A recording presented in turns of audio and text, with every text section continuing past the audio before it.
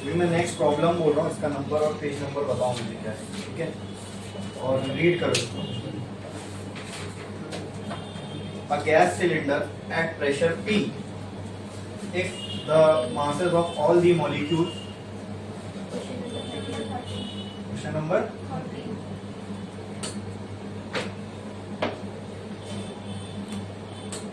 Page number, question number कितना बोले 30 और पेज नंबर 73, ठीक है।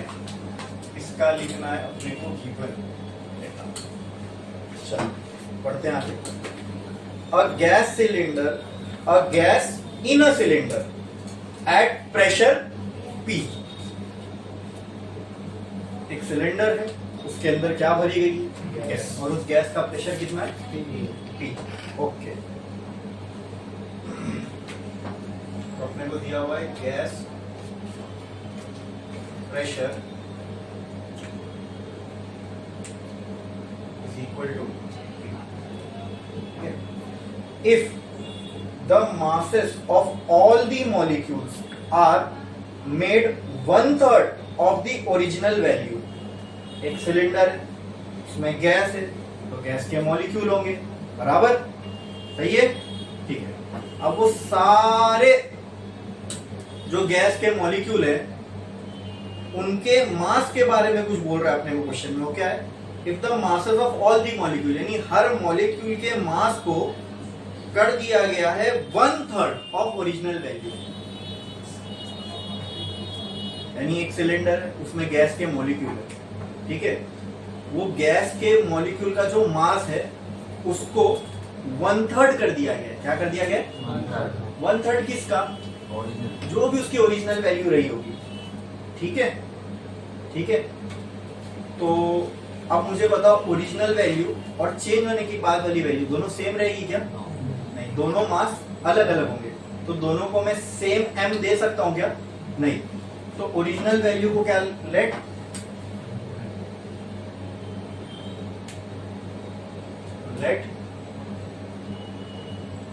ओरिजिनल मास बी m1, ठीक है। तो क्या क्वेश्चन में देयरफॉर क्या मैं बोल सकता हूं, जो ये ओरिजिनल मास था, इस मास से अभी गैस के मॉलिक्यूल को कितना कर दिया गया 1/3। अगर ये ओरिजिनल है तो उसके जो बाद होगा उसको मैं क्या बोल सकता हूँ, ये m1 है तो उसको क्या बोल सकता हूँ m2। तो देयरफॉर कहने से m2 इज 1/3 ऑफ m1। बोलो, ये कंडीशन समझ में। क्वेश्चन में क्या बोला, if the mass of the molecules are 1/3 of their original value, यही बोला है क्वेश्चन में। इतना क्लियर है सबको, इसमें किसी को कोई डाउट है, ठीक है। तो क्या मैं लिख सकता हूं, अगर बाद वाले मास को मैं m2 मानूं और ओरिजिनल वाले को m1 मानूं, तो मैं ये बोल सकता हूं बाद वाला मास 1/3 हो गया ओरिजिनल मास का, यही है। तो can I write this equation as m2 is equal to m1/3। बोलो, ये एक रिलेशन मिला अपने को, ये गिवन है, ये समझा कि नहीं समझा, बोलो, अरे बोलो। नेक्स्ट आगे क्या बोला, and the speeds are double, इनकी स्पीड्स को क्या कर दिया गया, मतलब तो पहले वाली स्पीड को क्या मान सकते हैं हम लोग v1, दूसरे वाली स्पीड को तो क्या क्या लिख सकता हूं मैं यहाँ पे v1 equal to 2v2, speed को डबल कर दिया गया, मतलब बाद में जाके स्पीड डबल हुई है, तो v2 ज्यादा है v1 कम है, तो क्या मैं ऐसा लिख सकता हूं v2 is 2 times of v1, ये बराबर होगा। ये क्वेश्चन पढ़ के समझ में आ रहा है मेरे को, बोलो समझा आपको भी कि नहीं समझा, ठीक है। Next, then find the resultant pressure, क्या फाइंड करना है, यानी देखो पहले गैस का मॉलिक्यूल का मास इतना था, बाद में कितना हो गया, पहले गैस के मॉलिक्यूल की स्पीड इतनी थी v1, बाद में v2। अब प्रेशर पहले गैस का था P, तो बाद में पहले प्रेशर इतना था तो बाद में क्या देना है, बोलो P2। Let resultant pressure be P two. तो क्या फाइंड करना है, बोलो क्या फाइंड करना है? क्या P2 ही फाइंड करना है अपने को? बोलो क्लियर है इतना? समझ में आया सबको? तो प्रेशर फाइंड करने बोला है। क्या अभी हम लोग ने इस पूरे चैप्टर में प्रेशर के रिलेटेड कोई फॉर्मूला पढ़े? हाँ बोलो क्या है वो फॉर्मूला, बताओ बोलो। प्रेशर इज इक्वल टू, अरे वो तो फोर्स का था। काइनेटिक थ्योरी ऑफ गैस में हमने प्रेशर का फॉर्मूला पढ़े क्या? काइनेटिक थ्योरी ऑफ गैसेस में हमने प्रेशर का फॉर्मूला पढ़े? अरे तो और लंबा चौड़ा फॉर्मूला था भाई वो, याद करो, भूल गए? Formula for pressure, kinetic theory, बोलो ना फिर, बोलो। P इक्वल टू क्या आएगा? हाँ, small m into capital N into V square RMS 3। Okay,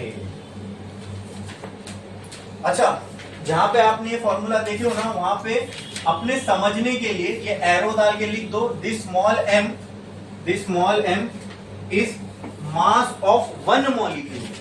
ये स्मॉल m जो है ये किसका मास है? पूरी गैस का नहीं, ये स्मॉल m किसका मास है? जो गैस के अंदर बहुत सारे मॉलिक्यूल है उनमें से एक एक जो मॉलिक्यूल है, सिंगल मॉलिक्यूल का मास है। ठीक है, तो वहां लिख देना। ठीक है, वहां एरो डाल के लिख दो m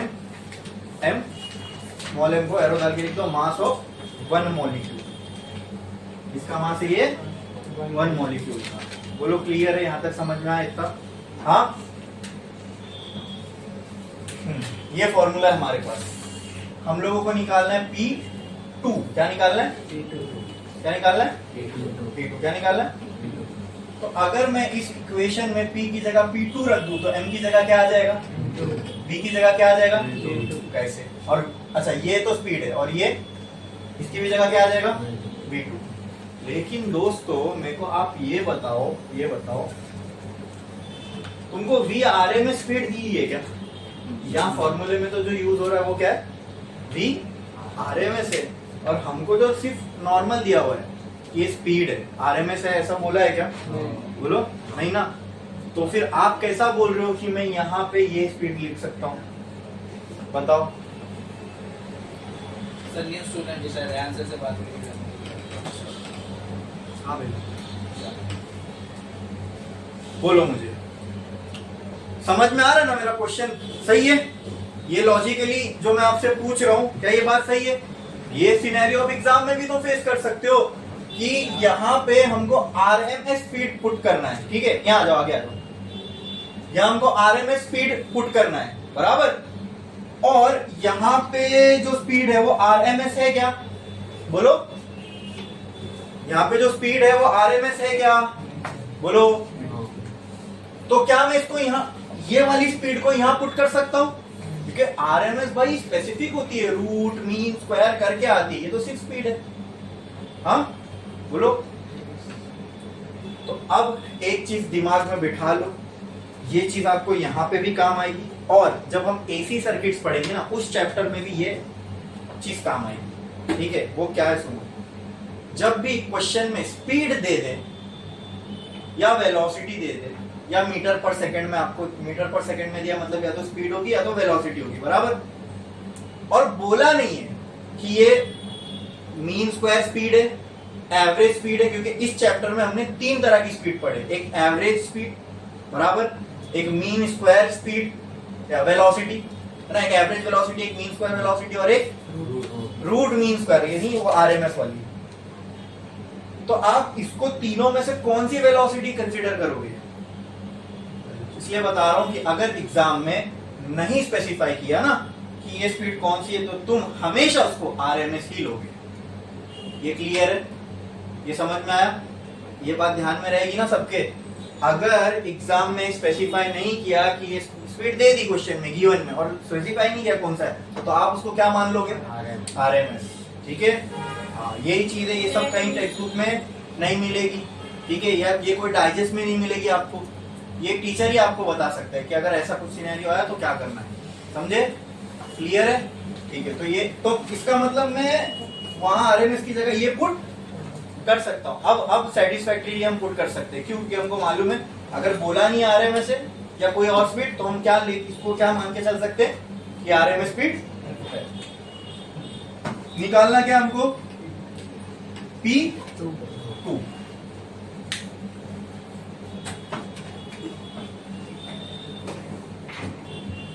P2, ठीक है? तो ये M की जगह क्या आ जाएगा? M2।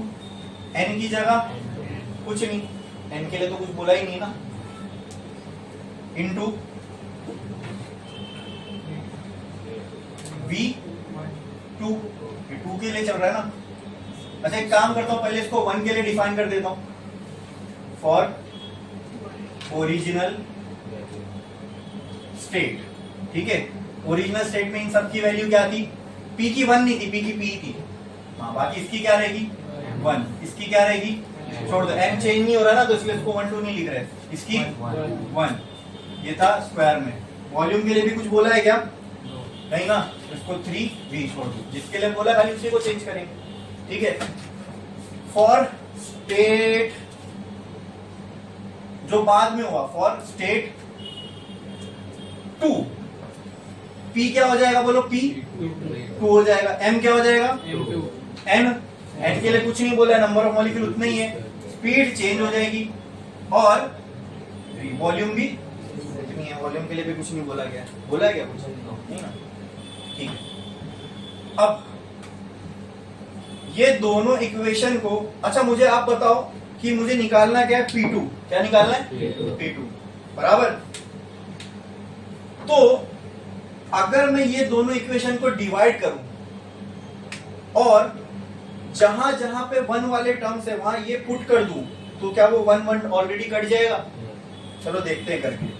2 को डिवाइड करता हूं 1 से, मतलब P2 को डिवाइड कर रहे हैं P1 से, तो क्या हो जाएगा? देखो P2 की पहले वैल्यू लिख दो, M2 N V2 square by 3V multiply by, ये उल्टा हो जाएगा ना, P1 वाले टर्म ऊपर जाके ये उल्टा यहाँ हो जाएगा, 3V अपॉन क्या होगा?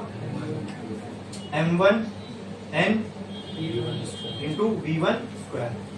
अब ये थोड़ा लंबे तरीके से बता रहा हूं, इसी में इसका शॉर्टकट बताऊंगा, अगली बार शॉर्टकट यूज करेंगे, ठीक है?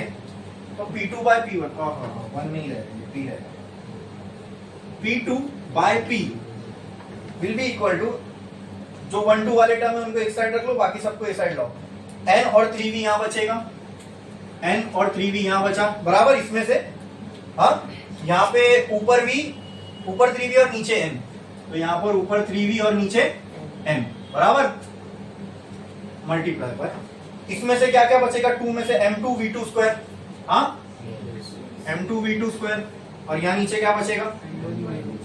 M1 V1 square. तो देखो जब भी ऐसे रेशियो वाले टर्म्स, यानी जब भी आगे चल के अपने को मालूम है कैलकुलेशन में रेशियो आने वाला है ना, तो जितने कांस्टेंट टर्म है अपने आप कट जाते हैं।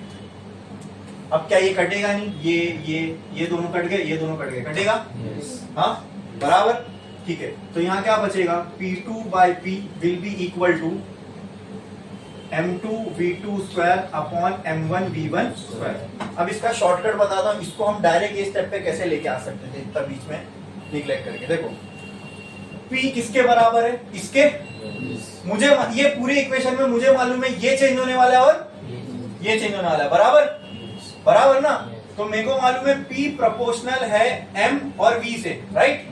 सामने है ना, बाकी सब कांस्टेंट है, मतलब उसको अगर मैं रेशियो में लाऊं तो कैलकुलेशन में आगे चल के वो कट ही होने वाले हैं। तो अगर P प्रोपोर्शनल है M V के, प्रोपोर्शनलिटी साइन हटेगी तो क्या आ जाएगा? कांस्टेंट आ जाएगा, बराबर। तो क्या मैं इसको बोल सकता हूं P1 equal to M1 V1 और P2 इक्वल टू, तो ये सब कैलकुलेशन करना बच गया ना अपना।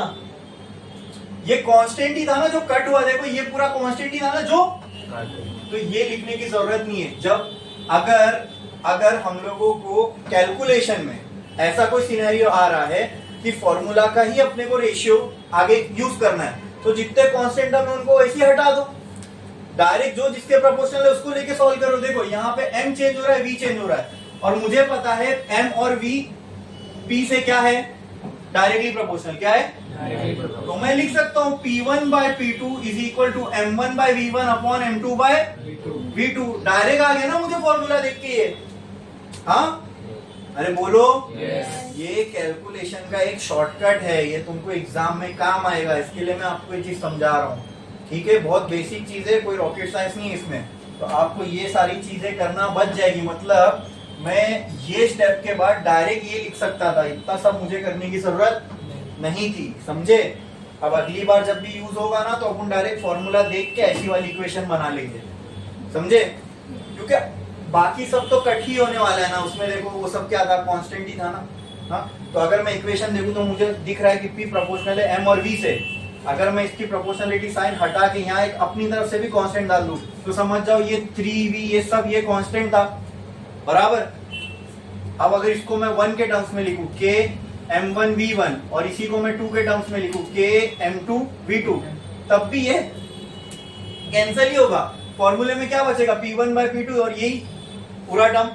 बस आपको ओरिजिनल फॉर्मूले को ये देखना, ओरिजिनल फॉर्मूले में ये देखना है कि जो टर्म्स है वो कैसे है, डायरेक्टली प्रोपोर्शनल है या इनवर्सली। अगर इनवर्सली प्रोपोर्शनल होते तो इनवर्सली लिखता, अब यहाँ डायरेक्टली है तो मैंने इसको डायरेक्टली प्रोपोर्शनल करके लिखा। बोले ये समझा कि नहीं समझा? हाँ, ये कैलकुलेशन का एक शॉर्टकट है दोस्तों। एंट्रेंस वगैरह में सबसे ज्यादा यही सारी चीजें काम आती है। जब हमको किसी चीज का फॉर्मूला पता है, कोई दूसरी क्वांटिटी पूछा है, तो ये सब सॉल्व नहीं करते बैठेंगे। ठीक है, समझ में आया? अच्छा, निकालना क्या था, P2। क्या निकालना है? P2। क्या मुझे पास करो जरा पीछे,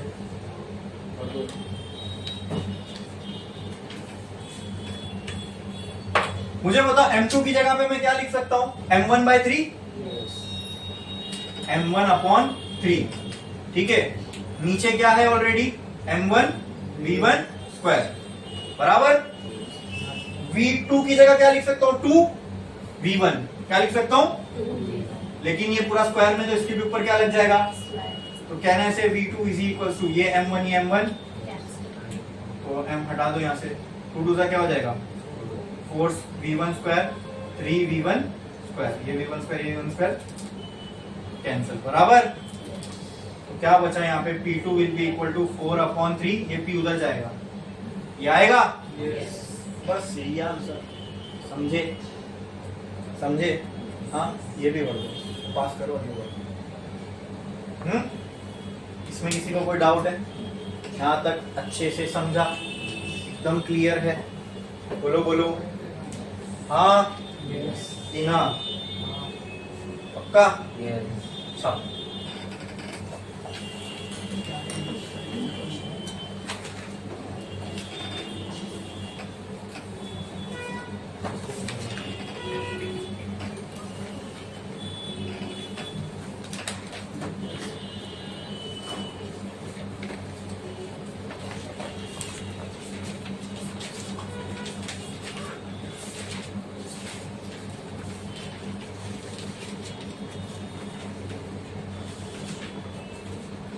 आपको अभी इसमें से कुछ भी नहीं समझ में आएगा, क्योंकि ये इस चैप्टर का लास्ट लेक्चर है। ठीक है, तो जो लिख रहा हूँ मैं इसको छापो, क्योंकि ये अपने न्यूमेरिकल से बुक में है, बाद में जब समझ में आएगा तब तो काम आने वाला है। ठीक है, तो बाकी जब आप ग्रुप में ऐड हो जाओगे तो वहाँ आपको सारे वीडियोस मिलेंगे लेक्चर के। तो काइनेटिक थ्योरी ऑफ गैस का लेक्चर 1 से लेके यहाँ तक देख लेना, थोड़ा समझ में आएगा। इस चैप्टर का आखिरी लेक्चर।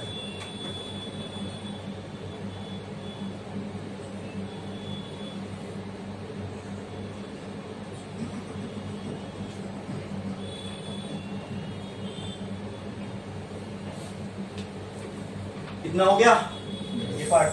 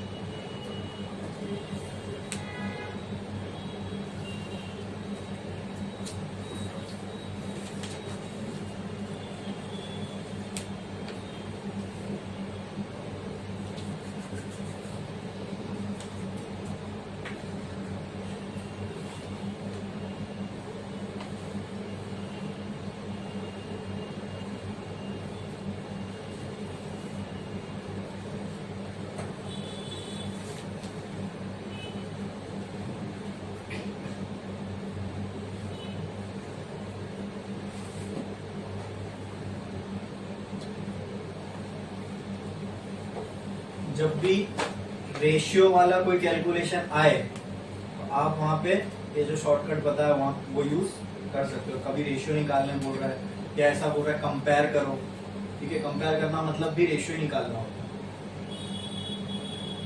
है।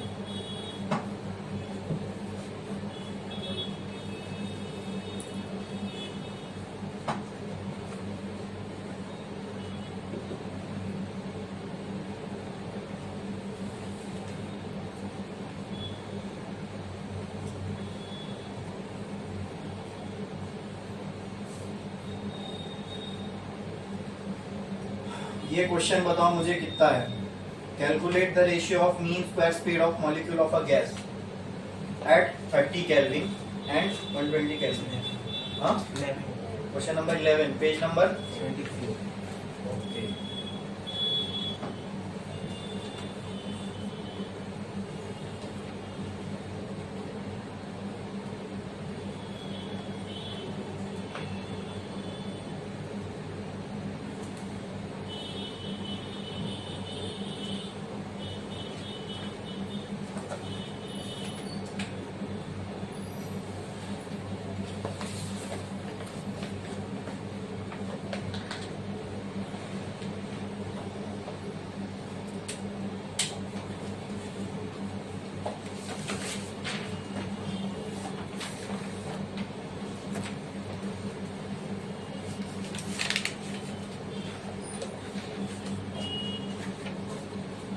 हो गया लिख के? कितने लोगों का बाकी है? जल्दी छापो।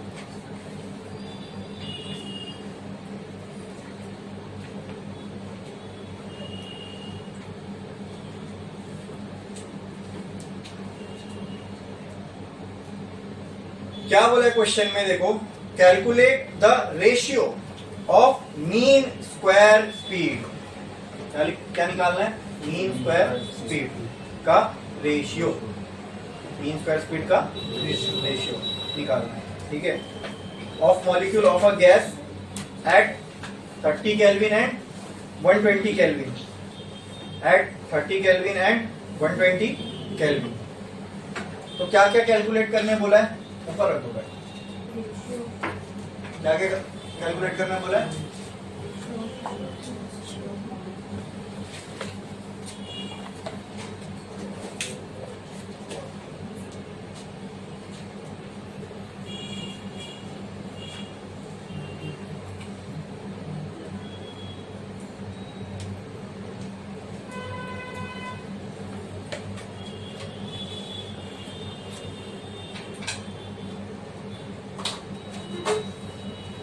Calculate the ratio of mean square speed of a gas molecule. ठीक है, अपने को क्या फाइंड करना है? बोलो। मीन स्क्वायर रेशियो फाइंड करना है। किसका रेशियो? Mean square speed. क्या हमने स्पीड देखे? मीन स्क्वायर स्पीड, ठीक है। तो मुझे आप बताओ कि VRMS ये कौन सी स्पीड होती है? Root mean square. मतलब अगर मैं स्पीड को लूं, इसको स्क्वायर करूं, इसका मीन निकालूं और इसको रूट लगा दूं, तो क्या यही होगी? हाँ बोलो, पक्का? क्लियर है? तो हम लोगों को रूट मीन स्क्वायर निकालना है कि सिर्फ मीन स्क्वायर निकालना है? ये बताओ। सिर्फ मीन स्क्वायर। तो उल्टा हो, स्पीड को लो, स्पीड को पहले क्या करोगे? स्क्वायर, फिर उसका क्या निकालोगे? मीन। बस यहीं तक करना है ना? इसके आगे तो हमको कुछ नहीं करना है ना, बराबर? ठीक है। अच्छा, तो क्या ऐसा नहीं लग रहा आपको? ओ, ये भी देखो, VRMS को अगर मैं यहां से रूट हटा दूं दोस्तों, और यहां पे अगर यहां पे से रूट हटेगा तो क्या यहां स्क्वायर लग जाएगा? तो क्या मैं बोल सकता हूं रूट मीन स्क्वायर का स्क्वायर मीन स्क्वायर ही होता है? हाँ, अरे रूट मीन स्क्वायर, वेलोसिटी को आप स्क्वायर कर दोगे, इसका मतलब सिंपल, मैंने यहां से रूट हटा दिया, स्क्वायर लगा दिया, एक ही बात होगी, है ना? देखो यहां पे क्या था? रूट था, बराबर? स्क्वायरिंग करो बोथ साइड, यहां पे भी और यही होता है ना मैथ्स, दोनों जगह स्क्वायर करो, ये स्क्वायर ये रूट क्या हो जाएगा, कैंसल। तो यहाँ पे क्या बचेगा, ये बचेगा, बोलो। तो अगर मुझे बस ये ध्यान रखना, मुझे क्या निकालना है, मीन स्क्वायर का रेशियो। यानी मीन स्क्वायर क्या होती है, पहले तो वेलोसिटी को स्क्वायर करो फिर उसका, तो यहां पर भी क्या आ जाएगा, इसको पहले क्या करेंगे स्क्वायर फिर इसका मीन। इसका क्या निकालना है, रेशियो, मतलब कितनी वेलोसिटी होने वाली है, 2। तो एक को क्या नाम दे देता हूं, और इसको अरे 2/1 निकालो, 1/2 निकालो, लेकिन 2/1 निकालना अच्छा लगता है, इसके लिए 2/1, ठीक है। और गिवन क्या है अपने को, बोलो गिवन क्या है, टेम्परेचर। गैस का टेम्परेचर पहले 30 केल्विन था, बाद में कितना हो गया 120 केल्विन। तो यहाँ पर मैं T1 लिख सकता हूँ 30 और T2 लिख सकता हूँ 120। बोलो इतना क्लियर है, ये समझ में आया, इसमें किसी को कोई डाउट है, यहां तक समझा।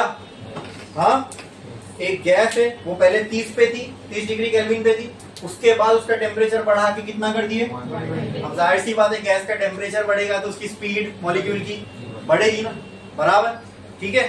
तो पहले उसकी स्पीड लेट से v1 थी, बाद में v2 हो गई। अब इन दोनों का क्या निकालना है आपको, रेशियो। क्या निकालना है, लेकिन मीन स्क्वायर के फॉर्म में। किसके फॉर्म में, मीन स्क्वायर के। तो मीन स्क्वायर का हमारे पास कोई फॉर्मूला है क्या जो टेम्परेचर के टर्म्स में हो, क्योंकि गिवन में क्या दिया हुआ है, टेम्परेचर, तो इसी को यूज करके ये निकालना पड़ेगा। तो क्या हमारे पास मीन स्क्वायर वेलोसिटी का टेम्परेचर के टर्म्स में कोई फॉर्मूला है,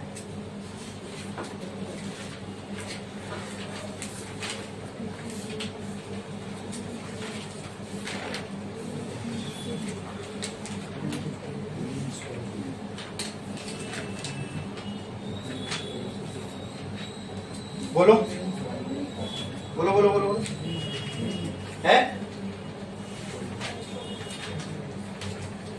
मीन स्क्वायर स्पीड का टेम्परेचर के टर्म्स में कोई फॉर्मूला है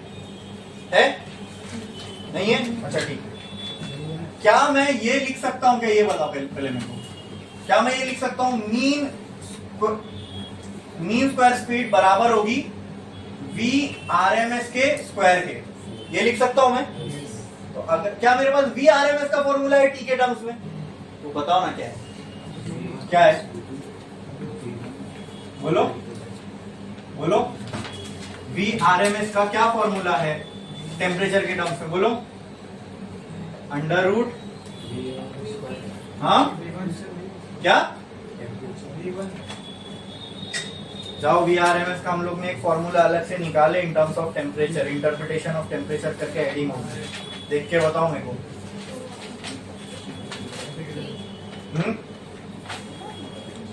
देख के बताओ जल्दी। यस क्या है, 3RT/m0, ये फॉर्मूला है। लेकिन मुझे तो v RMS का स्क्वायर चाहिए, तो क्या करना पड़ेगा, ये रूट को यहाँ लेके आ जाओ, तो ये हो जाएगा v स्क्वायर RMS, ये किसके बराबर हो जाएगा 3RT बाय, तो क्या मैं लिख सकता हूँ यहाँ पे v स्क्वायर RMS बराबर है 3RT बाय m0 के। तो कहना है right v square is equal to 3RT by m, मतलब v RMS की जगह ये लिख दिया। अब रेशियो निकालना है ना, रेशियो निकालना है ना, और वैल्यू किसकी दी हुई है, टेम्परेचर की। गैस चेंज हुई क्या, नहीं, जो भी गैस है उसका मास m0 है, मतलब m0 कांस्टेंट रहेगा पहले और दूसरे केस में। दो केस है ना भाई, गैस की एक स्टेट 1 है, गैस की एक स्टेट 1 में m0 चेंज हुआ, गैस के मॉलिक्यूल का मास नहीं, ये तो ऑलरेडी कांस्टेंट है, ये भी कांस्टेंट है। क्या मैं यहाँ पे डायरेक्टली ये लिख सकता हूँ v0 is directly proportional to t, हाँ अभी जो शॉर्टकट बताया था। अब मुझे बताओ, कहना है राइट v2 स्क्वायर का mean will be equal to t2, हाँ v1 स्क्वायर का mean will be equal to t1, ठीक है। इसको ले लो 1, इसको ले लो 2, 1 को डिवाइड कर दो 2 से, तो क्या हो जाएगा v2 का मीन अपॉन v1 का mean will be equal to t2 कितना है, t1 कितना है, तो 0 0 1 का 4 सा, तो कितना आ गया इसका v2 स्क्वायर का mean upon v1 is equals to, ये मीन स्क्वायर स्पीड हुई ना भाई, ये मीन स्क्वायर स्पीड है ना, स्क्वायर किया फिर उसका मीन निकाला। बोलो समझा ये? अब भी जो शॉर्टकट सीखे थे अप्लाई कर दिया ना फट से, वरना आपको क्या करना पड़ता मालूम है, v1 3r(t1) m0, फिर v2 3r(t2) m0 बराबर, फिर वो दोनों इक्वेशन को डिवाइड करते हैं। ठीक है, इसमें ये भी करने की जरूरत नहीं थी, रेशियो निकाल लेना डायरेक्ट, यहीं पे डिवाइड मार दो, खत्म। ये भी नहीं करना पड़ता, ये स्टेप भी नहीं करना पड़ता, यहाँ ये स्टेप इधर ही आ जाता। समझे? समझा कि नहीं समझा बताओ? वो पूरा यहाँ कैसे पुट के वो भी समझ में आया? क्लियर है? कोई डाउट है इसके अंदर? पक्का? बढ़े आगे। नेक्स्ट क्वेश्चन बोल रहा हूँ, उसका मुझे क्वेश्चन नंबर बताओ और सोचो थोड़ा सा। Show that RMS velocity of N oxygen molecule is √2 times that of sulphur dioxide.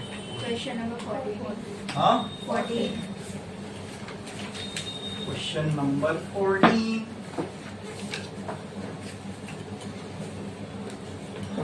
इधर लिखता हूँ, क्वेश्चन 14 पेज 74। ठीक है, इसका लिखते हैं E1। हाँ, क्या बोला है क्वेश्चन में? Show that RMS velocity of N oxygen molecule, मतलब अब यहाँ प्रूफ करना है। क्या प्रूफ करना है? तो गिवन हटा देता हूं मैं, ठीक है, यहाँ लिख देता हूं टू प्रूव, है ना, शो करना है ना अपने को, एक्सप्लेन कर, प्रूव करना है। क्या करना है? RMS velocity of oxygen molecule is √2 times that of sulphur dioxide, is √2 times of RMS speed of sulphur dioxide. ठीक है, ये अपने को क्या करना है? प्रूफ। और आगे भी कुछ बोला है, एट STP, STD सुने थे, PCO सुने थे, STP क्या होता है? Very good, standard temperature and pressure. तो इससे क्या इंटरप्रेट कर सकता हूं? क्या है? नहीं, तो ये है ना बहुत कॉमन टर्म है जो आपको बहुत सी प्रॉब्लम्स में देखने को मिलेगा। At STP, gases at STP। बोलो बोलो,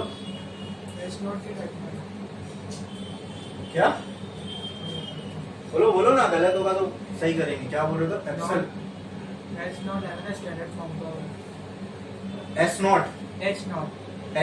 H0 किसको स्टैंड करता है? Standard form. अच्छा, and H represents what?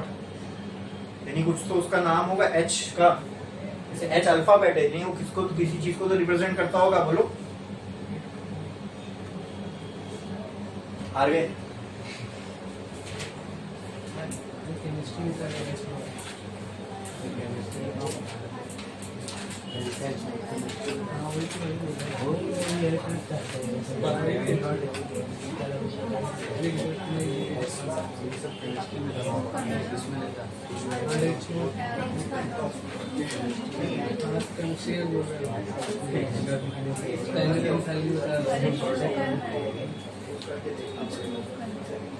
Standard and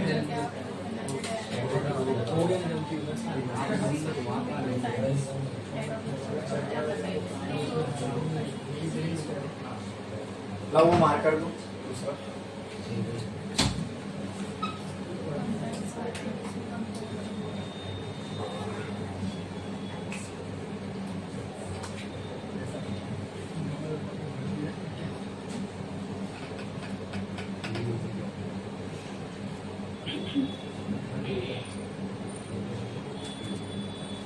STP का मतलब आपने फुल फॉर्म को सही बताया, स्टैंडर्ड टेम्परेचर एंड प्रेशर। तो जब भी, और ये बहुत कॉमन टर्म है, बहुत सी प्रॉब्लम्स में आपको देखने को मिलेगा, gas heater STP, gas heater से बोल के छोड़ देता है। स्टैंडर्ड टेम्परेचर एंड प्रेशर का मतलब होता है कि टेम्परेचर और प्रेशर की स्टैंडर्ड वैल्यू पे है। इस पे स्टैंडर्ड टेम्परेचर प्रेशर की, तो वो आपको पता होना चाहिए टेम्परेचर और प्रेशर की स्टैंडर्ड वैल्यू क्या है। तो जहां पर भी STP बोला गया आपको, इसका मतलब टेम्परेचर और प्रेशर की स्टैंडर्ड वैल्यू। तो उस वक्त टेम्परेचर की स्टैंडर्ड वैल्यू होती है 273 केल्विन और प्रेशर होता है 1 atm। प्रेशर क्या होता है? और अपने को पता है 1 atm बराबर होता है 1.01 into 10 to the power of 5 pascal के, ठीक है। या इसी को हम लोग न्यूटन पर मीटर स्क्वायर भी बोलते हैं। ये लिख लो अपने पेज के ऊपर, STP का मतलब ये होता है। तो अगली बार कहीं पे भी STP बोला है ना, इसका मतलब आपको उसने टेम्परेचर और प्रेशर की वैल्यू दे दिया स्टैंडर्ड फॉर्म में, यानी आपको वो वैल्यू लेना है, वो मालूम होना चाहिए, ठीक है। स्टैंडर्ड टेम्परेचर एंड प्रेशर का मतलब 270, टेम्परेचर होगा 273 केल्विन और प्रेशर होगा 1 atm। और atm को अगर हम लोग इसमें कन्वर्ट करेंगे स्टैंडर्ड यूनिट में तो अपने को वो आएगा। अच्छा, ये पिंक की बॉटल लो।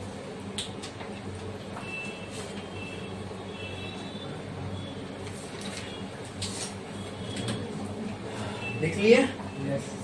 अच्छा, ये समझ में आ गया, ठीक है। चलो हम इसको प्रूफ करते हैं।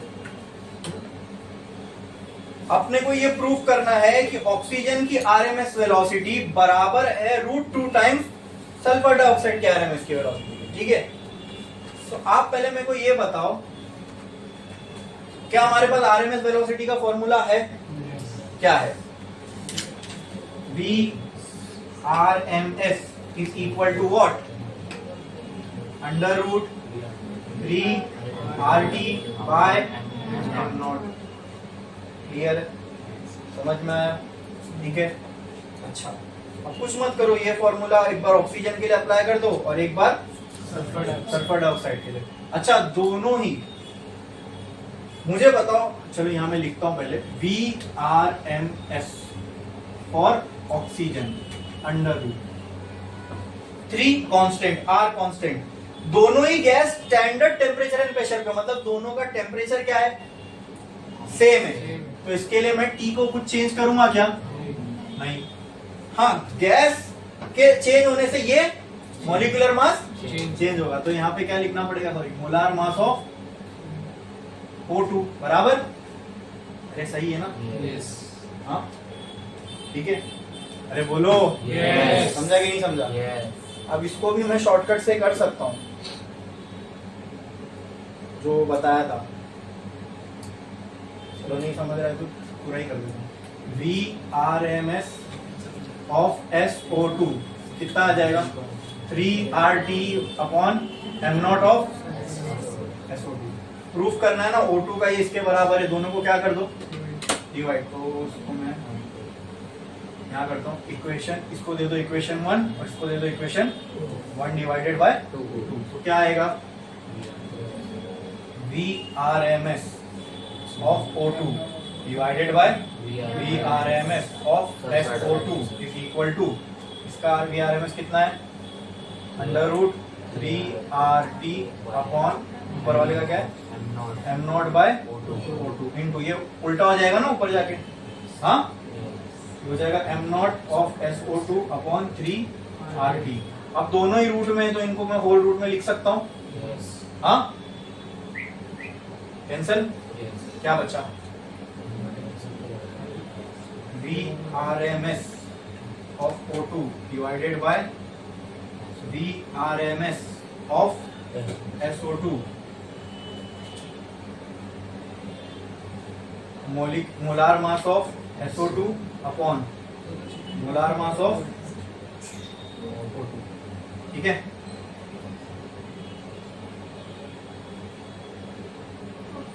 बताओ मुझे मोलार मास कितना होता है?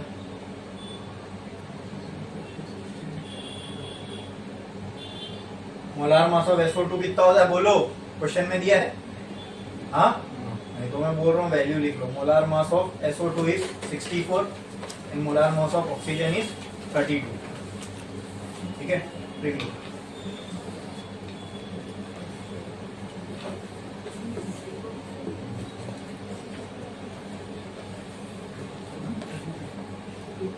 लिखे? ऐसा लिखो ना ऊपर साइड में कहीं पे भी, molar mass of oxygen, molar mass of O2 is 32, molar mass of SO2 is 64। लिख दो साइड में कहीं पे, ताकि वो आपको सेल्फ स्टडी के टाइम पे याद रहेगा। समझे इतना? अच्छा, अब SO2 का मोलार मास कितना है? 64। और ऑक्सीजन का 32 1 32। तो यहाँ क्या बचेगा? क्या बचेगा यहाँ पे बोलो? √2 बचेगा। तो अगर इन दोनों के डिवीजन में √2 बचा है तो मैं इसको वहां फेंक दूं, चलेगा? हाँ, तो कहना है right V RMS of oxygen is equal to √2 times V RMS of, यही प्रूफ करना था। हाँ, हो गया? अरे यही प्रूफ करना था ना। Yes. अब इसको भी हम शॉर्टकट से ही यूज करके कर सकते थे, जब हमको मालूम है बाकी सब चीजें कांस्टेंट है। ठीक है, तो इस साइड पे आप स्क्वायर ले लेते, इस साइड पे आप स्क्वायर ले लेते, 1/O2 हो जाता, और इसके ये ऊपर चला जाता SO2 जो यहाँ पे ऐसा। अब ये कैसा होता मालूम है? यहाँ इनवर्सली प्रोपोर्शनल था, तो ये इक्वेशन को मैं कैसा लिख सकता था मालूम? शॉर्टकट फॉर्म में V RMS का स्क्वायर। V RMS का स्क्वायर किसके बराबर होगा? 3RT/m0 के। लेकिन ये प्रोपोर्शनल है 1/m0 के, है ना? बराबर। तो अगर मैं यहाँ पे V RMS स्क्वायर O2 का लेता, तो इसके सामने तो 1/m0 O2 ही आता, बराबर? हाँ, जब मैं इसको डिवाइड करता V RMS square of SO2 से, अब मुझे मालूम है जब इसके नीचे कोई चीज डिवाइड होगी तो ऊपर जाके उल्टा होने वाला है, तो मल्टीप्लाई कर देता मैं m0 ऑफ SO2 को, तो यहीं पे ही खत्म हो जाता था। समझे? हाँ, अरे जो मैं आपको बता रहा हूँ शॉर्टकट वगैरह यहाँ यूज करोगे तो कितना अपना काम आसान हो रहा है ना। कोई रेशियो वाली चीज मैंने बताया ना, जब कैलकुलेशन में हो तो कांस्टेंट को देखो ना, कांस्टेंट सब डायरेक्ट एलिमिनेट ही होते हैं ना। आखिर में जो मैंने यहाँ लिखा हूँ, यहाँ पे वही तो बचा, फिर ये स्क्वायर को मैं यहाँ फेंक देता तो रूट ही लगता ना। इसकी वैल्यू क्या थी? 2। स्क्वायर वहां चला जाता, क्या होता? √2। समझे? ये लिखे, ये नहीं लिखे ना, दोनों बाकी है ना। छाप लो।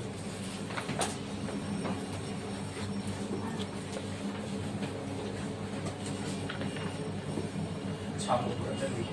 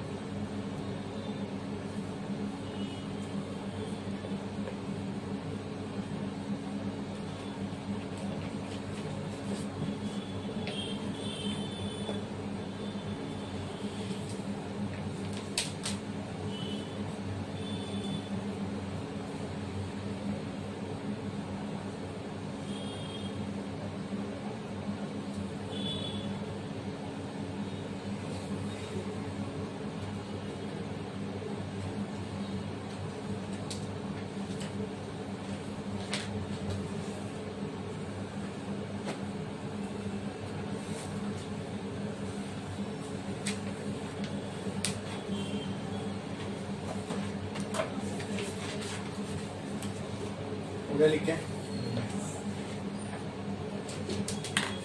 कितने लोगों का बाकी है? जिनका हो गया वो ये वाले क्वेश्चन पे हो. At what temperature will oxygen molecule have same RMS speed 50. as of helium? Question number, 50. page number, page 74. 74. जिनका हो गया वो जरा ये रीड करो और बताओ मुझे इसका गिवन क्या आएगा समझ के.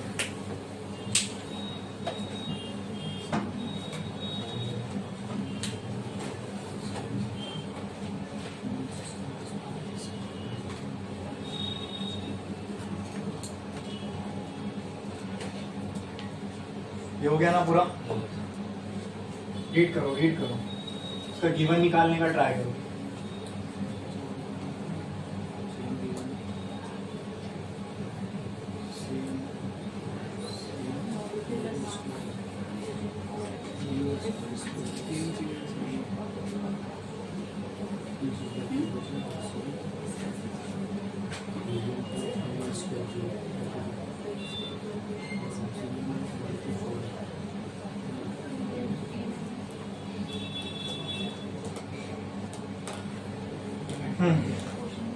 क्या बोला है क्वेश्चन में? At what temperature will oxygen molecule have same RMS speed as helium molecule? ऐसा कौन सा टेम्परेचर है जहां पे ऑक्सीजन की आरएमएस स्पीड और हीलियम की आरएमएस स्पीड क्या हो जाएगी? सेम. इसका मतलब एक चीज तो क्वेश्चन में डायरेक्टली दी हुई है, वो क्या? V RMS of oxygen molecule is equal to V RMS of helium. बोलो क्लियर है? एट STP इसमें अच्छा आगे मॉलिक्यूलर मास दिया हुआ है ऑक्सीजन का और हीलियम का. तो ऑक्सीजन का मॉलिक्यूलर मास 32 और हीलियम का मॉलिक्यूलर मास 4 क्या दिया हुआ है? 4. ठीक है. अब हम लोगों को क्या पता करना है वो समझते हैं. At what temperature will oxygen molecule will have same RMS speed as that of helium at STP. Helium at मतलब हीलियम का मॉलिक्यूल अगर एसटीपी पे है तो उसकी मॉलिक्यूल की एक वेलोसिटी होगी. हर टेम्परेचर पे गैस के मॉलिक्यूल की कुछ वेलोसिटी होगी. तो हीलियम की मान लो एग्जाम्पल हीलियम की मान लो एसटीपी पे वेलोसिटी है 100 मीटर पर सेकेंड. ठीक है. हीलियम की एसटीपी पे वेलोसिटी है 100 मीटर पर सेकेंड. अब आपको ये पता करना है ऑक्सीजन की यही वेलोसिटी कितने टेम्परेचर पे होगी. आई बात आपको समझ में? मैंने क्या बोला समझे? हीलियम के मॉलिक्यूल अगर 100 मीटर पर सेकेंड से घूम रहे हैं, ठीक है, 273 केल्विन पे, तो इतनी स्पीड ऑक्सीजन के मॉलिक्यूल कौन से टेम्परेचर पे अचीव करेंगे? समझे? ठीक है. मतलब हमको क्या फाइंड करना है बोलो? क्या फाइंड करना है? Temperature of what? Of oxygen molecule. ठीक है. एक का टेम्परेचर हमको ऑलरेडी दिया हुआ है. एक टेम्परेचर हमको ऑलरेडी दिया हुआ भी है. वो क्या है? Helium. Yes. Helium is at STP. मतलब टेम्परेचर ऑफ हीलियम डायरेक्टली क्या है? 27. यस. अब भी जस्ट बताया तो और यहाँ यूज भी हो गया. देखो मैंने कहा था ना बहुत सारे क्वेश्चंस में आपको ये दिया हुआ रहेगा एसटीपी. इसका मतलब मालूम होना बहुत जरूरी है. क्लियर है? हाँ. अब इसको भी हम शॉर्टकट फॉर्मूले से कर सकते हैं. वो कैसे? देखो इन दोनों को मैं रेशियो में लिख सकता हूँ क्या? बोलो. अरे मुझे स्पीड ही तो निकालना है ना. तो देखो ना मैं ऐसा वी आरएमएस का फॉर्मूला क्या होता है बोलो?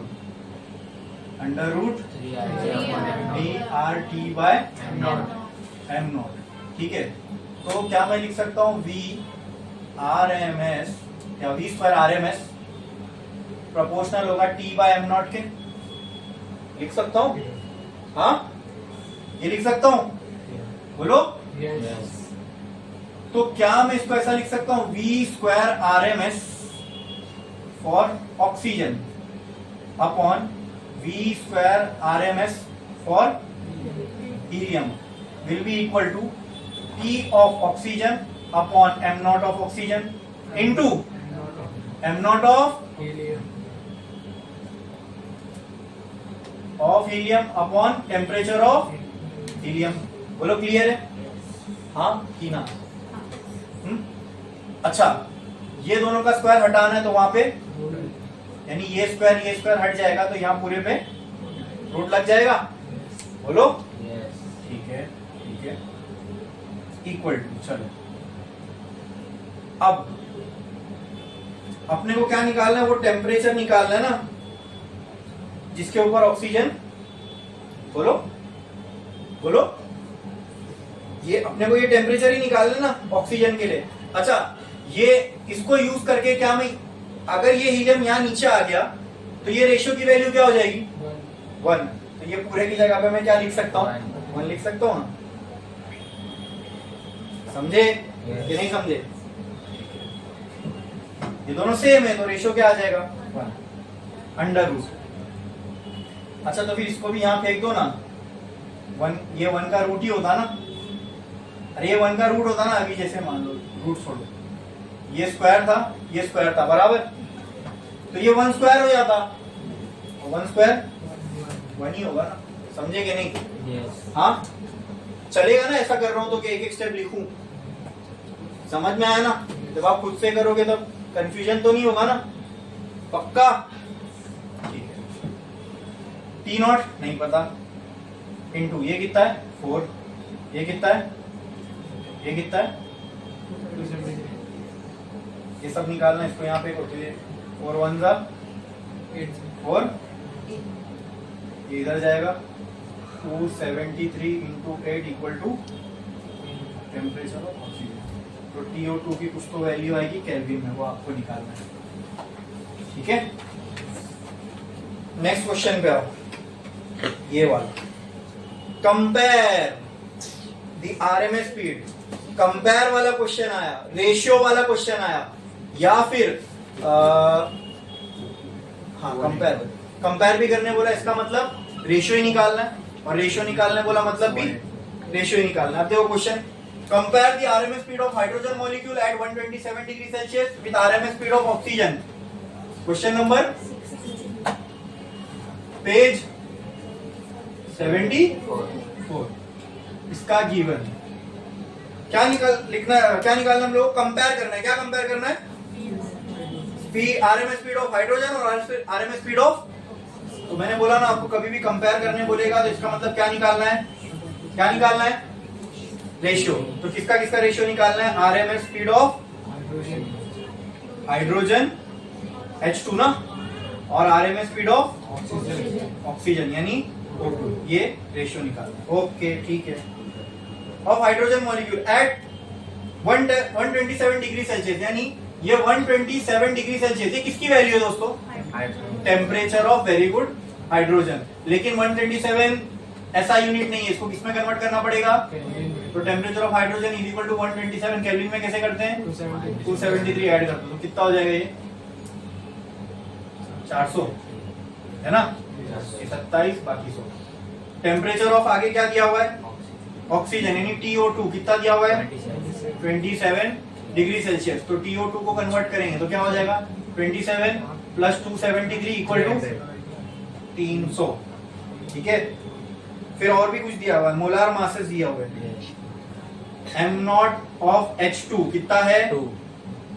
और molar mass of O2 32. 3 problem से करते हुए आ रहे हैं ऑक्सीजन का, है ना. इसका निकालना है सोल्यूशन. अभी क्या है? दोनों की RMS स्पीड निकालना है. बोलो क्या कर सकते हैं? यहाँ पे लिखता हूँ solution. Can we use our shortcut? हाँ हमको पता है VRMS बराबर होता है √3RT बाय m नॉट के. ये शॉर्टकट को मैं कैसे अप्लाई कर सकता हूँ? मुझे पता है VRMS प्रोपोर्शनल, डायरेक्ट लिखता हूँ VRMS प्रोपोर्शनल हो जाएगा किसके? √T बाय m नॉट के. ठीक है. अब मुझे इसका रेशियो निकालना है तो यहाँ पे मैं मान लेता हूँ equal to RMS of RMS of H2, तो ये हो जाएगा PH2 और ये हो जाएगा H2। इसी के रेशियो में V RMS ऑफ O2, तो ये उल्टा हो जाएगा, हाँ, M not of O2 upon T of O2। अब वो सबको मैं एक डब्बे में एक रेशियो में लिख सकता हूं, एक रूट में, ठीक है। PH2 की क्या वैल्यू है? 400 इंटू MO2 की 32 अपॉन H2 की 2 इंटू 300। इसको आपको सॉल्व करना है, जो भी वैल्यू आएगी वो किसकी रहेगी? VRMS of H2 upon VRMS of O2। इसको सॉल्व करोगे तो जो भी वैल्यू आएगी। क्लियर है? समझे? छापो।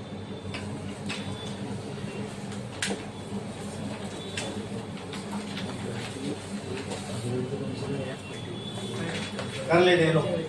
ये 2 0 ये 2 0 कैंसल, 2 1 जा 2 2 जा, 32 इंटू 2 64, 64 का रूट 8 और नीचे क्या बचेगा? 3।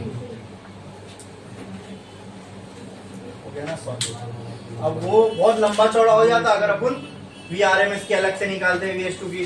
शॉर्टकट मालूम था, अब उसको हमने डायरेक्ट अप्लाई करना सीख गए, ठीक है। It will save you time in exam, समझे? और एंट्रेंस में तो बहुत काम आएगा ये ट्रिक। छापो।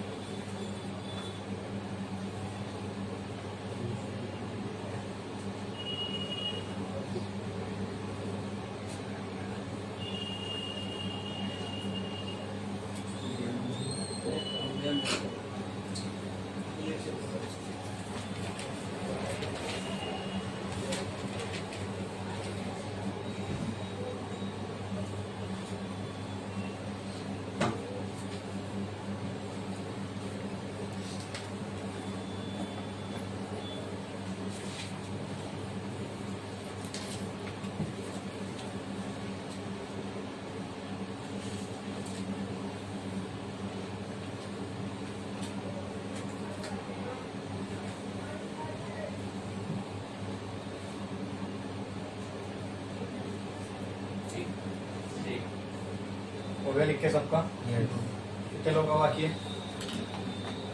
जिनका हो गया लिख के वो ये क्वेश्चन पे आओ. If the density of oxygen is 1.44 kg per meter cube at a pressure of 10 raised to 5 Newton per meter square, find the root mean square velocity of oxygen molecule. Question बोलो तो, number कौन सा है? हाँ, if the density of oxygen is 1.44 kg per meter cube at pressure of 10 raised to 5 Newton per meter square,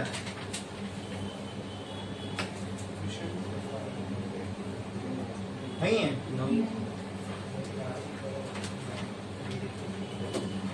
फिर से पढ़ रहा हूँ देखो. If the density of oxygen is 1.44, density वाला पेज 73 पे है ना? अच्छा नहीं है, उसमें क्या है? क्वेश्चन नंबर 4 7 ग्राम वाला है. आगे भी नहीं है कहीं. अरे वाह, क्वेश्चन ही गायब कर दिया. पुरानी बुक में है, नई बुक में है ही नहीं. ठीक है, छोड़ देंगे. नेक्स्ट क्वेश्चन बोल रहा हूँ, देखो. कैलकुलेट, अच्छा क्वेश्चन था वो. Calculate the average molecular kinetic energy. Question 18 read करो और उसका गिवन निकालने का ट्राई करो.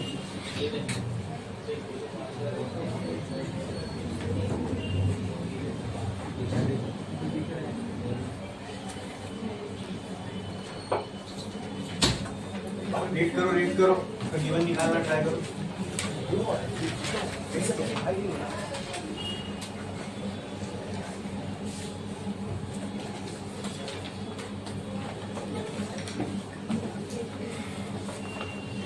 Calculate average molecular kinetic energy. अपने को काइनेटिक एनर्जी निकालने का है. ठीक है, क्वेश्चन नंबर क्या था? 18 पेज 74. ओके,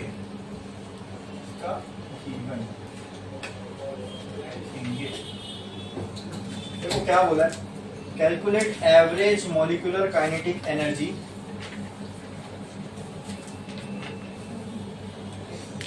फाइंड मैं यहाँ पे लिख देता हूँ. क्या निकालना है? Kinetic energy of molecule. क्या निकालना है? एवरेज काइनेटिक एनर्जी का मतलब काइनेटिक एनर्जी, क्योंकि जो काइनेटिक एनर्जी हमने निकाले फॉर्मूले से वो एवरेज ही तो थी. याद है कि नहीं? Kinetic energy is equal to NF/2 RT. हाँ, कैपिटल NF/2 KT. हाँ, याद है? That was average kinetic energy only. उसके अंदर सारे ही मॉलिक्यूल्स की हमने एवरेज निकाले थे क्या नहीं? हाँ, VRMS यूज किए थे ना उसमें, तभी तो काइनेटिक एनर्जी आई थी. ठीक है, तो अभी अपने को एवरेज काइनेटिक एनर्जी निकालने बोला है, नहीं वही काइनेटिक एनर्जी निकालना है, बट 3 अलग अलग फॉर्म में निकालना है. पहला है पर किलोमोल. पर किलोमोल का मतलब होता है divide by kilo mole. Kinetic energy पर केजी, फिर काइनेटिक एनर्जी पर मॉलिक्यूल.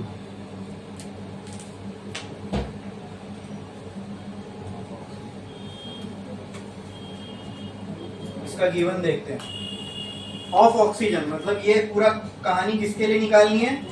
ऑक्सीजन के लिए, जो कि कितने टेम्परेचर पे है? 127. टेम्परेचर ऑफ O2 कितना है? 127 डिग्री सेल्सियस. लेकिन O2 ऐसा यूनिट है क्या? तो क्या करेंगे इसको?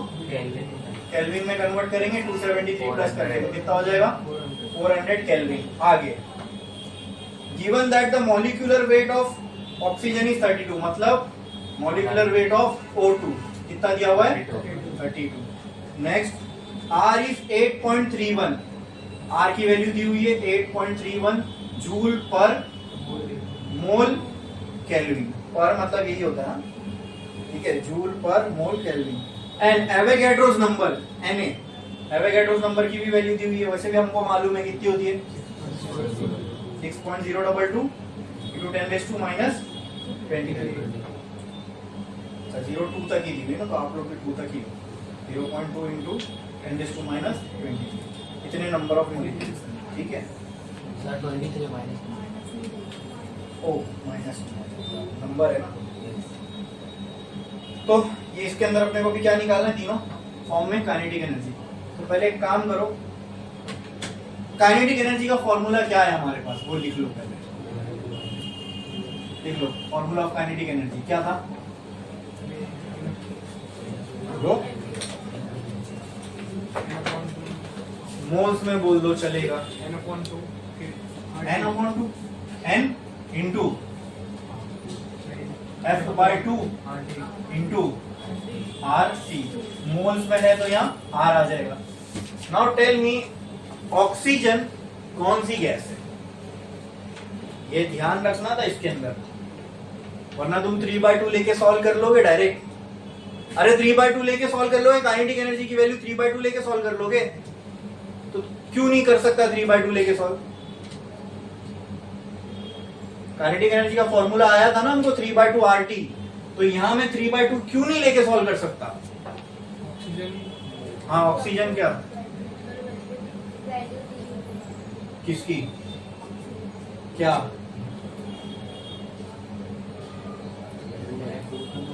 हाँ ऑक्सीजन मोनोएटॉमिक गैस नहीं है, very good very good, diatomic gas, because oxygen is not a monoatomic gas, it is diatomic gas. 3 यहाँ कब आया, जब जब मोनोएटॉमिक गैस होती है, क्योंकि उसका डिग्री ऑफ फ्रीडम 3 होता। ऑक्सीजन क्या है, डायटॉमिक है, तो उसके लिए डिग्री ऑफ फ्रीडम, तो इसके लिए फॉर्मूला 5/2 हो जाएगा। क्या हो जाएगा, पर मोल, पर किलो मोल बोला है, देखो पर मोल बोलता मतलब अगर पर मोल के लिए बोलता तो 1 मोल के लिए निकालते हैं, 1 मोल के लिए निकालते हैं बराबर, लेकिन पर किलो मोल बोला है मतलब 1000 मोल, तो यहाँ n की जगह पे क्या आ जाएगा 1000, मतलब 10⁻³ समझे। हाँ अपने को क्या निकालना है, काइनेटिक एनर्जी पर किलो मोल, पर मोल बोलता, पर मोल मतलब 1 मोल के लिए, समझे। पर मीटर, जैसे अगर मैं बोल दूं किसी चीज की वेलोसिटी है, यार पर मीटर किसके अंदर आएगा, पर मीटर जब भी अपने को कोई क्वांटिटी ऐसे पर समथिंग बोला है निकालने के लिए, तो उसको समझना कैसे वो बता रहा हूं। जैसे यहाँ पे बोला है काइनेटिक एनर्जी निकालो पर मोल, ठीक है, पर मोल का मतलब 1 मोल के लिए, समझे। पर केजी का मतलब 1 केजी के लिए, समझे। अगर पर मॉलिक्यूल बोला मतलब 1 मॉलिक्यूल के लिए, इतना समझ में आया, इतना समझ में आया, ठीक है। तो अगर पर किलो मोल बोला है तो पर मोल बोलता तो 1 मॉलिक्यूल, पर किलो मोल बोला मतलब 1000 मॉलिक्यूल। किलो का मतलब क्या होता है 1000 ही तो होता है ना, ठीक है। तो इसको कुछ नहीं करना, मतलब n कितना होने वाला है, कितने मोल के लिए करना है अपने को 1000, तो n की वैल्यू कितनी हो जाएगी 10⁻³ इंटू यहाँ डिग्री ऑफ फ्रीडम कितना होगा 5/2 इंटू r 3/2 कितना दिया हुआ है, क्लियर है, समझे कि नहीं समझे। इसको सॉल्व कौन करेगा, आप लोग, समझे।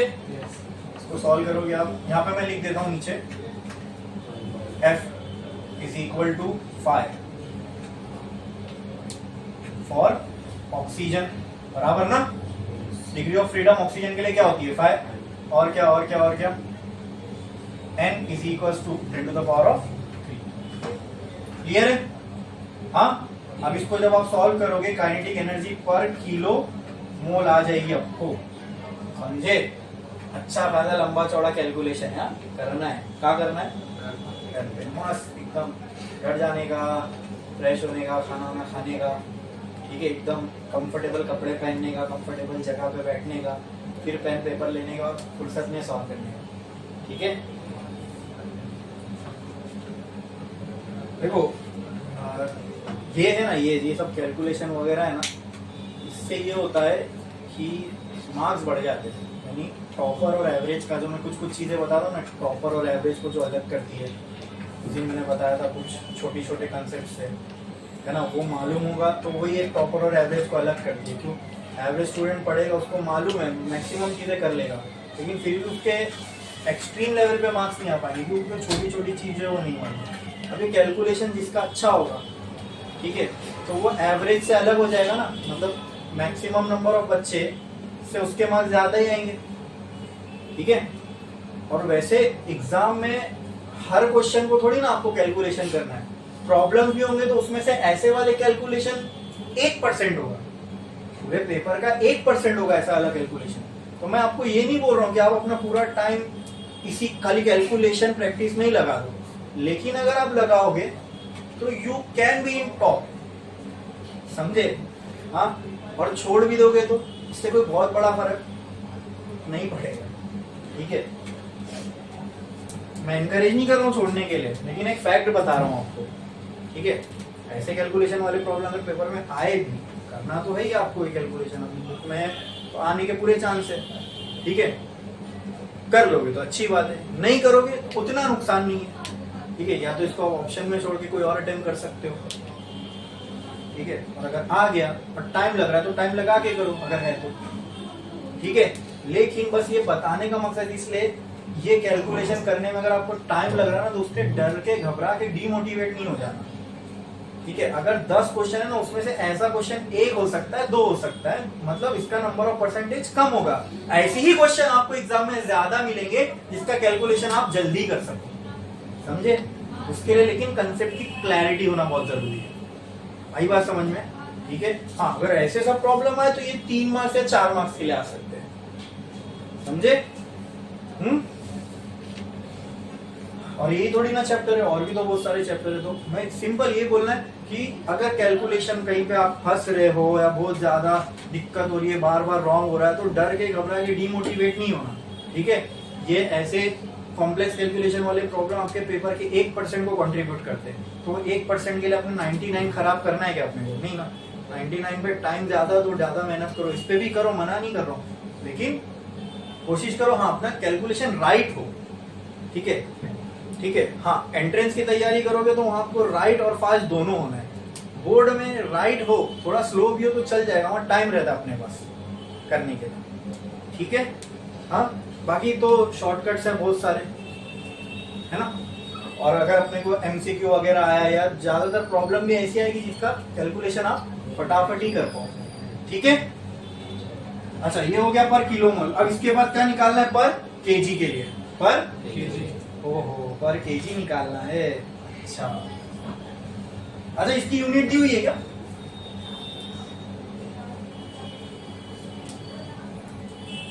हाँ, बोलो। नहीं दी हुई है।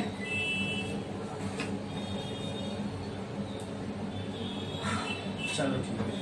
पर केजी के पहले मैं कुछ काइनेटिक एनर्जी पर मॉलिक्यूल निकाल लेते हैं। पर मॉलिक्यूल का मतलब एक मॉलिक्यूल के लिए। क्या मॉलिक्यूल के टर्म्स में भी हमारे पास काइनेटिक एनर्जी का फॉर्मूला है? वो डायरेक्ट है, इसके लिए वो पहले कर रहा हूँ, ठीक है। तो पहले तो काइनेटिक एनर्जी का formula in terms of molecule बताओ। n into F/2 into, very good, kT। अब kB T लिख दो, बोल्ट्जमैन कांस्टेंट, ठीक है। kB की भी वैल्यू मैंने आपको बताया हूँ स्टैंडर्ड क्या होती है, बताया हूँ ना। अच्छा, यहाँ किसके लिए निकालना है दोस्तों? काइनेटिक एनर्जी पर मॉलिक्यूल का मतलब एक मॉलिक्यूल के लिए। तो n की वैल्यू यहाँ कितनी हो जाएगी? यहाँ n की वैल्यू क्या हो जाएगी? 1। तो n की जगह क्या आ जाएगा? 1। डिग्री ऑफ फ्रीडम ऑक्सीजन के लिए कितना है? 5/2। kB की वैल्यू बताओ, बताओ जल्दी देख के।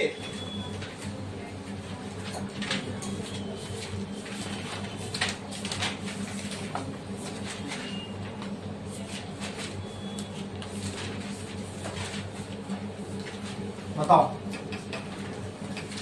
1.38 into 10⁻⁻23 जूल पर केजी। हाँ, यहाँ तो अपने को सिर्फ वो यूनिट नहीं चाहिए। टी की वैल्यू कितनी दी हुई है? 400। ये पूरी कहानी सॉल्व करोगे तो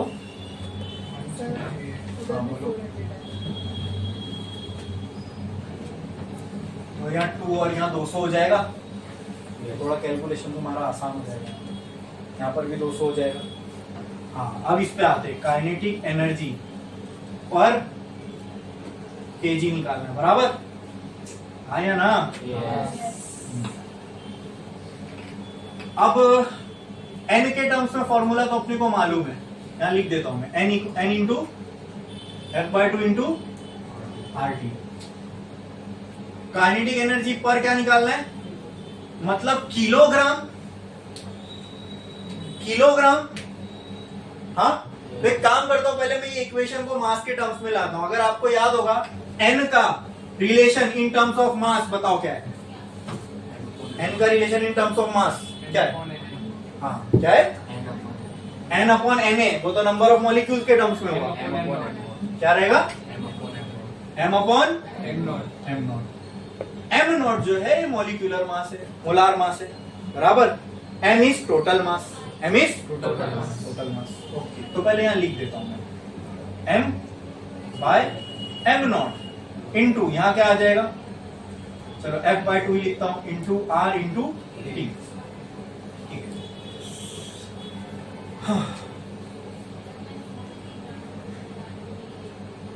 यहां पर मोलार मास किसका आएगा बोलो? ऑक्सीजन का। तो ऑक्सीजन का मोलार मास कितना दिया हुआ है? 32। क्लियर है? हाँ, इंटू F, अच्छा F कितना आएगा ऑक्सीजन का? 5/2 इंटू R इंटू R की जगह क्या आएगा? 3 इंटू T की जगह, देखो m नॉट की जगह हमने m नॉट पुट कर दी। m का मतलब क्या, कितनी मास ऑफ गैस के लिए निकालना है, कितने मास ऑफ गैस के लिए निकालना है बोलो? ये ग्राम्स में होता है, ये जो होती है इसकी यूनिट ग्राम पर मोल होती है, ठीक है। मुझे बताओ कितने, अच्छा ये हटा दो, अगर यहाँ kg नहीं होता, k नहीं होता, तो ये क्या होता? काइनेटिक एनर्जी पर, काइनेटिक एनर्जी पर, तो m की जगह क्या पुट करते हैं आप? 1, क्योंकि 1 ग्राम के लिए बोला है। अब यहाँ आ गया किलोग्राम, तो आपको कितने ग्राम के लिए निकालना है? तो यहाँ पे क्या आ जाएगा? 10 to the power of 3। समझे? ये 10 to the power of 3 किसके वजह से आया? किलोग्राम। तो ये हो गया काइनेटिक एनर्जी पर केजी। तो इसको सॉल्व करोगे तो आपको क्या आ जाएगा? काइनेटिक एनर्जी पर केजी। तो सॉल्व करना है, समझ में आया? तो अच्छा मुझे बताओ, इसको सॉल्व करोगे तो इसकी यूनिट क्या बैठेगी? इसकी यूनिट आएगी जूल पर मोल, समझे? इसकी यूनिट क्या आएगी? जूल पर मॉलिक्यूल। इसकी यूनिट क्या आएगी? जूल पर केजी। ये समझ में आया ना? हमको मास के टर्म्स में बोला था, अभी के पर केजी बोला है, और केजी किसकी यूनिट है? मास की। क्या हमारे पास काइनेटिक एनर्जी की इक्वेशन में कोई ऐसा टर्म है जो मास को रिप्रेजेंट कर रहा है? नहीं। तो हमने क्या किए, मास के टर्म को लेके आए। मास के टर्म को कैसे ला सकते हैं? हमको रिलेशन मालूम है एन का एक रिलेशन मास के टर्म्स में भी होता है। और अगर आप गौर करोगे तो ये वैल्यू अपने को क्वेश्चन में दी हुई भी है, वो हिंट से भी आप समझ सकते हो, है ना? एम नॉट की यहाँ वैल्यू दी हुई है, मतलब इसका कहीं ना कहीं यूज होएगा। तो वो हिंट से हम लोग, वो भी एक हिंट था। दूसरा, इसको केजी में निकालना है, मतलब मास में निकालना है, मास के टर्म्स में, बराबर। तो मास के टर्म्स में अगर हमको निकालना है तो यहाँ मास का टर्म तो होना चाहिए। तो मास का टर्म हमने कैसा लाया? एन की जगह मास को रिप्लेस करके, ये है ना हमारे पास फॉर्मूला। तो जैसे हमने ये रखा, एम नॉट की जगह जो उसकी वैल्यू है वो आ गई, और एन की जगह क्या आ जाएगा? जितने ग्राम के लिए निकालने बोला, तो कितने ग्राम के लिए निकालने बोला? 1000 ग्राम, किलोग्राम। समझे? इतना क्लियर है? समझ में आया सबको? पक्का? कोई डाउट तो नहीं है इसमें? अच्छा,